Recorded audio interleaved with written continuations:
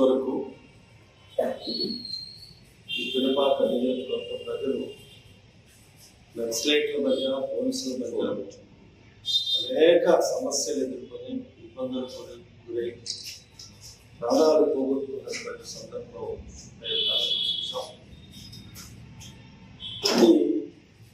నిజంగా 1968లో నక్సలైట్లు రామాంజవరం పంచాయతీలో పల్లెల్లో జెండా మనందరికీ తెలిసిన విషయం. కానీ మధ్యకాలంలో ఎటువంటి గొడవలు కానీ ఎటువంటి అలజడి కానీ నక్సలైట్లు కూడా ఈ ప్రాంత ప్రజలను బెదిరించడం కానీ ఇబ్బందులకు చేయడం కానీ అలాంటివి కనపడకపోవడం. నక్సలైట్లు ఉన్నట్టు కూడా మాకు కూడా సమాచారం. మేము గ్రామాలలో అడవులలో పార్టీ కోసం ప్రజల కోసం తిరుగుతాం.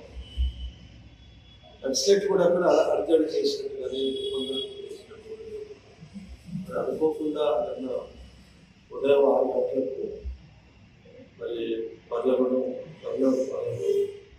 ఎన్కౌంటర్ చేసినట్టుగా వార్తల్లో చూసాం. చాలా బాధాకరమైన విషయం.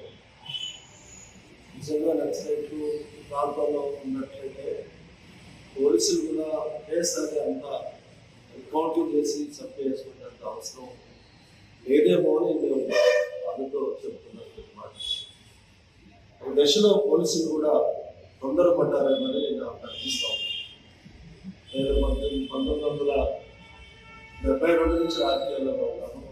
నేను 65 నుంచి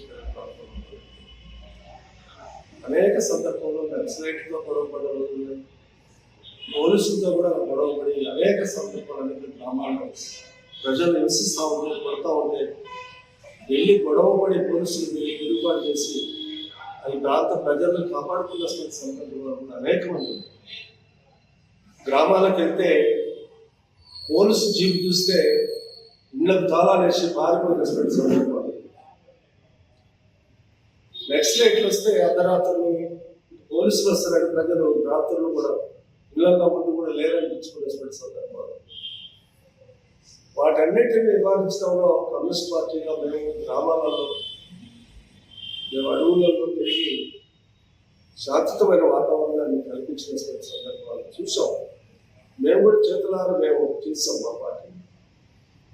కానీ మధ్యకాలంలో ఎటువంటి అలజడులు కానీ గొడవలు కానీ ఎటువంటి దౌర్జన్యాలు కానీ నిన్న జరిగిన ఎన్కౌంటర్ చూసిన తర్వాత ప్రాంత ప్రజలందరూ కూడా భయభ్రాంతులకు గురవుతున్నారు. ఎందుకంటే ఆ వరంగల్ అయినొచ్చిన హన్మకొండ అయినొచ్చిన అర్ధరాత్రులు ఎవరది ఆడువాయి అడవులు అసలు నుంచి అడవులలో ప్రయాణం చేసేవారు. ఆడోళ్ళు మొగోళ్ళు దాని బండ్ల మీద వెహికల్ల మీద వచ్చేవారు. తర్వాత తాడువాయి నుంచి కర్పూర వరకు అడవుల పార్టీలలో వచ్చేవారు. ఎటువంటి అలజడి కానీ ఇట్లాంటి భయం వాతావరణం కనిపించలేదు. నిన్న తర్వాత చాలా బాధ అనిపిస్తాం.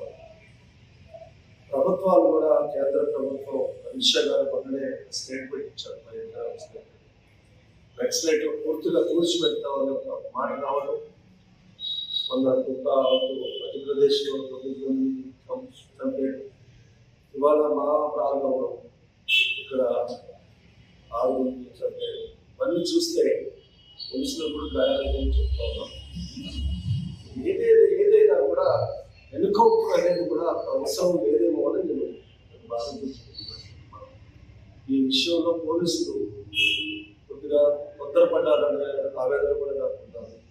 భవిష్యత్తులో అలాంటి నిర్ణయాలు తీసుకోవాలని పోలీసులు కూడా నేను అప్పీల్ చేస్తున్నాను. నక్సలైట్లు కూడా ఈ ప్రాంతాలకు వచ్చినప్పుడు తొందరపడి తీసుకోవాలని